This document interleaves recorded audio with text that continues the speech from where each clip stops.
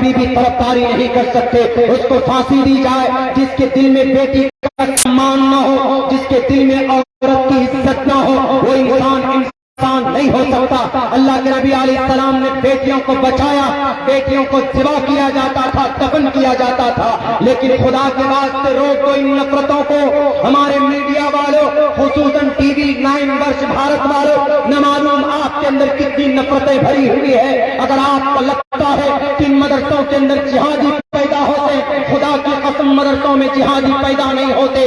اٹھاؤ تاریخ 1923 کی, دنیا کا سب سے بڑا ڈاکٹر مدرسے سے پڑھ کر سماج کی بولی بچی ہوتی ہے, وہ فوراً اچھا یہ چاند سے تارے توڑ کر لے آئے گا, چاند پر گھر بنا دے گا, وہ بھی ہواؤں میں اڑنے لگ جاتی. اس کے بعد ہوتا کیا, کہتے ہیں کہ قانونی اعتبار سے تو جائز ہوگی, ضروری نہیں ہے شادی کرنا, ہم لوگ ایسے ہی رہتے ہیں. ایسے اس رشتے کا کیا نام دیا گیا, live in relation. Live in relation, live in relation. Relation میں رشتہ, ان میں اندر, لیو میں رہنا, لیو ان ریلیشن, رشتے میں رہنا. کون سا رشتہ, رشتے میں مرکب اضافی مضاف مضافلے محفوظ ہے.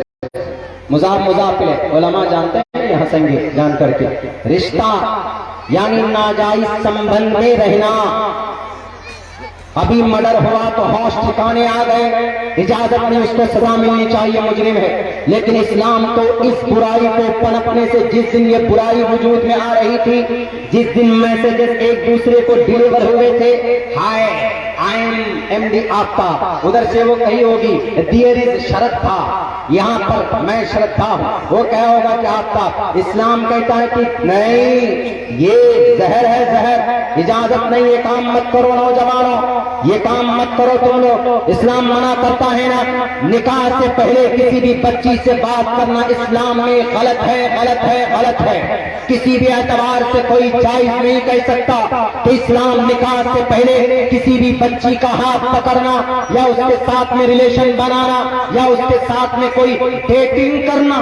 ڈیٹنگ ایک الگ نیا, وہ ڈیٹنگ مطلب گھمانے لے کر جانا, کافی پینا جناب, بیٹھ کر چسکی پینا, پارک میں جا کر سیلفی لینا, اس کو ڈیٹنگ بولتے.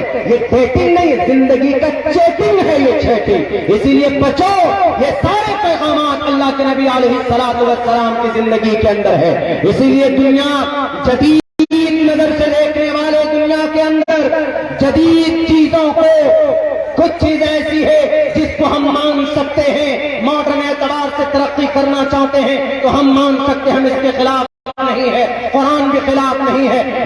جو چیزیں ابھی وجود میں آ رہی ہے, ان چیزوں کو قرآن نے پہلے منع کیا تھا. آج گانے کے اوپر وبال ہے. قرآن نے 1450 سال پہلے کہا تھا کہ قرآن کو گانا سننا, سنانا, بنانا, پڑھنا, بنانا سب کے سب ناجائز اور حرام ہے.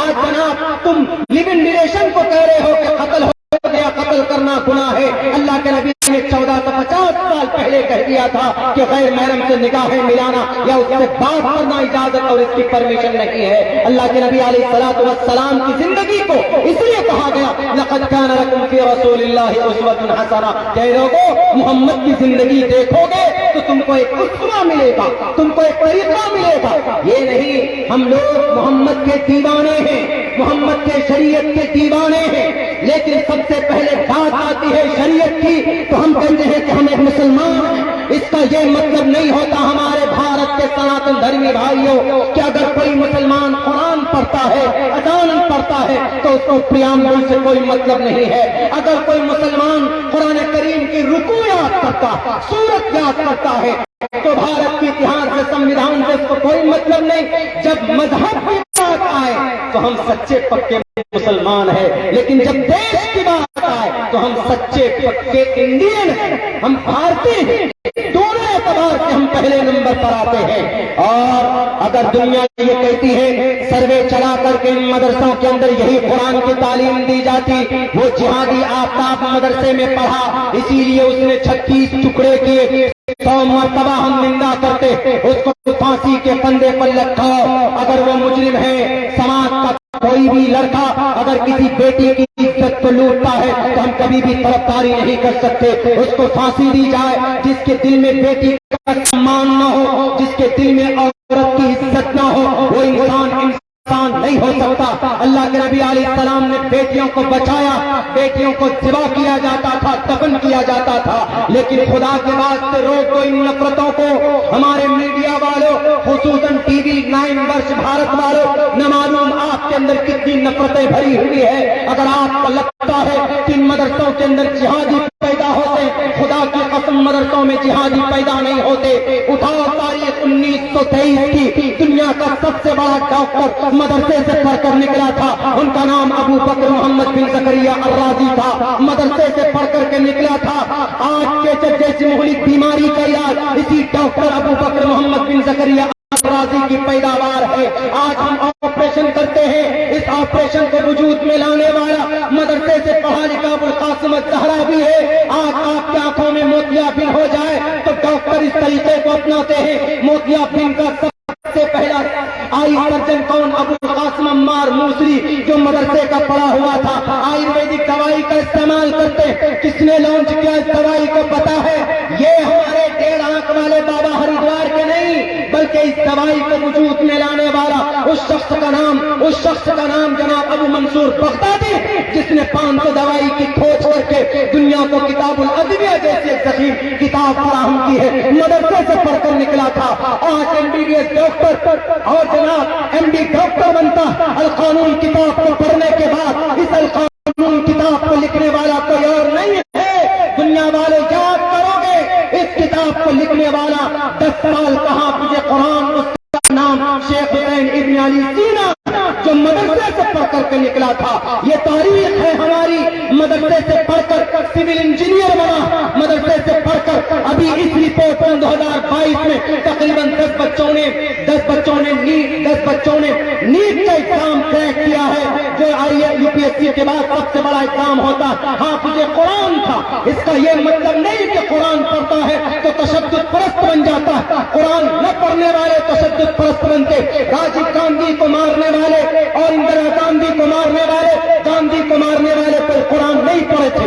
इस देश में नफरत करने वाले कोई कुरान लिखा, कोई कुरान पढ़ा हुआ नहीं है, उनके दिल में नफरत बसाई गई। इसलिए नफरत की बात छोड़कर एक प्लेटफॉर्म पर आकर इंसानियत के नाम पर आप भी आदम के औलाद, हम भी आदम के औलाद हैं, उठाकर देख लीजिए भविष्य पुराण के अंदर कहा गया साफ लफ्जों में, ओम और हवीयवती विष्णु के गीली मिट्टी से पैदा हुए। प्रधान नगर में उन दोनों को रखा गया, कली वहां पर आया और कली द्वारा उन दोनों को ठग लिए गए। प्रधान नगर से उन्हें बाहर कर दिया गया, यानी स्वर्ग से बाहर कर दिया गया। दुनिया के अंदर जितने भी इंसान पाए जाते हैं, यही ओम और हवीयवती के कोख से पैदा हुए। हम उसी ओम को आदम बोलते हैं और आप हवीयवती को हम अम्मा हव्वा बोलते हैं। इंसानियत का रिश्ता यहाँ से है। मदरसे में तालीम दी। अब हमारे मदरसे में उमूमन ज़्यादा सब्जेक्ट क्या होता है? मेरे स्कूल में जाएंगे तो दोनों सिलेबस है। CBSE पैटर्न पे इंग्लिश मीडियम में, पहले हिंदी मीडियम में था, लेकिन मटेरियल सही न मिलने की वजह से मैंने उसको इंग्लिश मीडियम में उसको हमने कन्वर्ट किया। चूँकि वक्त बहुत हो चुका है, मैं इंशाअल्लाह थोड़ी देर में बात बस कुछ मिनटों में अपनी बात पूरी करता हूँ। चूँकि हजरत मौलाना रमज़ान साहब तशरीफ फरमा है, इनकी सदारती बात के बाद अपनी बात पूरी करेंगे। मैं बस इतना था, हमारे मदरसे में जो सिलेबस है फोकस है इस बात पर कि अल्लाह ने क्या कहा, हमें जिंदगी कैसे गुजारनी, और कुछ नहीं होता उसमें। अब वहाँ जाकर पूछते हैं, साइंस पढ़ते हो तुम, मैथ पढ़ते हो तुम, अलकेमिस्ट पढ़ते हो तुम, फलसफा पढ़ते हो तुम। अब उनको मिलता नहीं, क्योंकि हमारे उलमा इधर तवज्जो कम देते। लेकिन ऐसा नहीं कि उलमा नहीं जानते, ये मदरसे में पढ़ाते हैं तो कुछ नहीं जानते। जितनी मेहनत मदरसे के बच्चे करते हैं, मैं पढ़ा हूँ। I spend 14 years completely in a madrasa. Only 2 years completely I spent in Bangalore MAERCCS. But right now I am able to give a speech in entire every corner of the world. दुनिया के किसी भी कोने में बैठकर अल्लाह के फजल से हाफिज़ कुरान, मैं अपनी तारीफ नहीं कर रहा, लेकिन इस नजरिए से देखना कि मौलाना लोग सिर्फ कुरान की बात करते, हदीस की बात करते और कुछ जानते ही नहीं है। इंग्लिश नहीं जानते, संविधान नहीं जानते, हिस्ट्री नहीं जानते। हिस्ट्री मेरा फेवरेट टॉपिक है। ابھی ہسٹری کے سامنے آپ کے سامنے میں نے کیا نام بتایا آپ کو؟ ابو بکر محمد بن زکریا رازی. ایسے ویسے نام نہیں ہے. 1923 میں ڈاکٹروں کے امام کا خطاب ملا. ڈاکٹروں کا امام چیچک کا ویکسین یہی نکالے. ابھی تو کرونا کا ویکسین بنا ہی نہیں, لگائیے تو بخار چڑھ جاتا. ہم بھی لگائے ویسے سفر میں جانے کی وجہ سے لگا لیتے ہیں ویکسین. کرونا آیا, ویکسین بننے میں 2 سال لگ گئے. چیچک جیسی مولک بیماری کا ویکسین ابو بکر محمد بن زکریا. اور پتھری ہو جائے آپ کے گول بلیڈر میں, آپریشن کیسے کریں؟